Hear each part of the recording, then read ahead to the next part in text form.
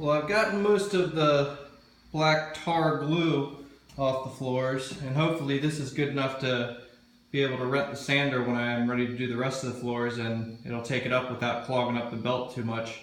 But what I did do is I wanted to see, I couldn't wait, I wanted to see what the floors would look like when they're finished, or get a closer idea of how light colored they're gonna get. So I actually went over here and I did a little spot. And I went over with some coarse sandpaper, and then I went over it with some 120 grit, and I'll tell you, that is soft. That is so smooth. It is beautiful. I am excited to get all these floors done, and then, like I said before, I'm going to go ahead and put some linseed oil on them. It's not as long term as probably using some kind of varnish on top. A varnish can last between 5 and 10 years.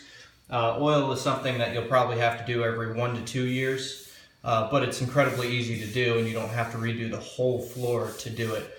Whereas with some kind of varnish, you know, it might last 5, 10 years, starts chipping, flaking, and then you have to redo your whole floor. There's no other option. You got to do the whole floor.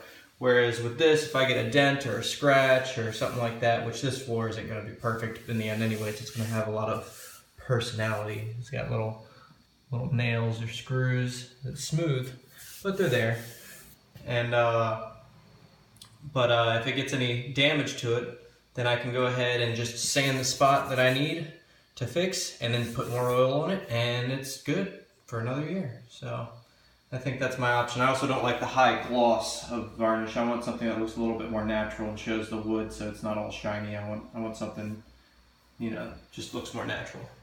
So here it is. We'll see what it looks like once I get some linseed oil on it.